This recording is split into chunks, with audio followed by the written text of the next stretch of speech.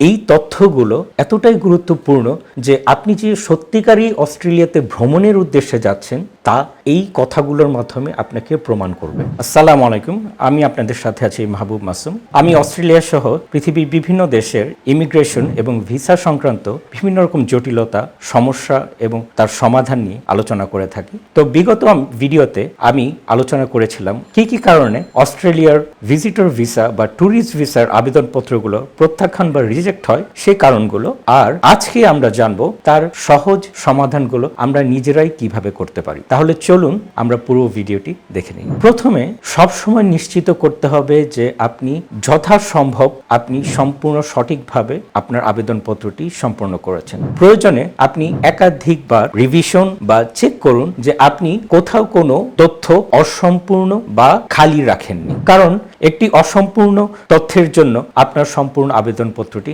নাকচ হয়ে যেতে পারে। অ্যাপ্লিকেশন করার আগে আপনি মনে রাখবেন প্রয়োজনীয় সব ডকুমেন্টস আপনি সংগ্রহ করুন এবং নির্দিষ্ট ফরম্যাটে সেগুলো স্ক্যান করে রাখুন। আপনার আর্থিক স্থিতি বা ফাইন্যান্সিয়াল স্টেবিলিটি বা স্টেটমেন্টের যে প্রমাণগুলো আছে সেগুলো, যেমন আপনার ব্যাংক স্টেটমেন্ট, আপনার ট্যাক্স প্রোফাইল, ট্রেড লাইসেন্স, কোন ফিক্সড ডিপোজিট, এই সমস্ত তথ্য সংগ্রহ করে সেগুলোকে স্ক্যান করে সুন্দর ফরম্যাট করে রেখে দিন। আরেকটি গুরুত্বপূর্ণ অংশ হচ্ছে যে আপনার আয়ের উৎস।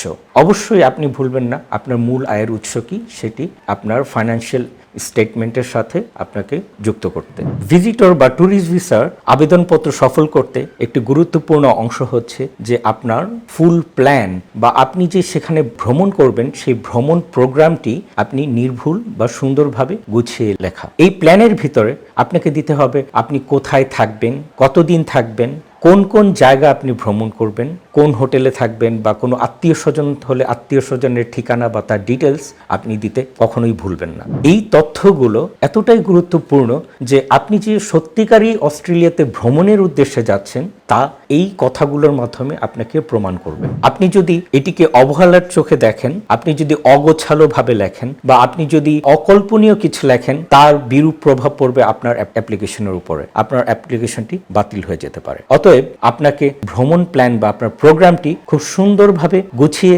সাবলীলভাবে বাস্তবকে সামনে রেখে আপনি উপস্থাপন করবেন। আগের ভিডিওতে উল্লেখ করেছিলাম যে অত্যন্ত একটি গুরুত্বপূর্ণ কারণ হচ্ছে আপনি যদি অতীতে অভিবাসন নীতি লঙ্ঘন করে থাকেন বা আপনি যদি অতীতে অস্ট্রেলিয়া ভ্রমণ করে থাকেন, সেখানে যদি আপনার ভিসা ক্যান্সেল হয়ে থাকে বা কোনো কারণে আপনি কোনো নিয়ম নীতি ভেঙে থাকেন, সেই কারণগুলো বর্তমানে যে অ্যাপ্লিকেশনটি করবেন তার ডিটেলস বা কি কারণে আপনার এই সমস্যার সম্মুখীন আপনি হয়েছিলেন সেটি উল্লেখ করবেন।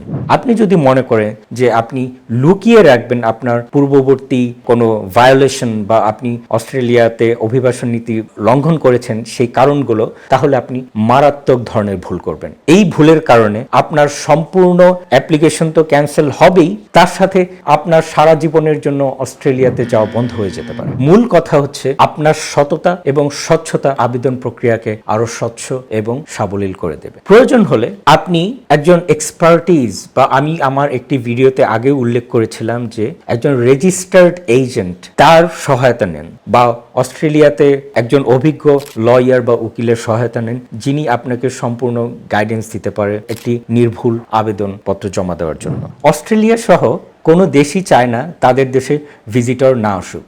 ভিজিটর বা ট্যুরিস্ট তাদের দেশে একটি বড় আয়ের উৎস।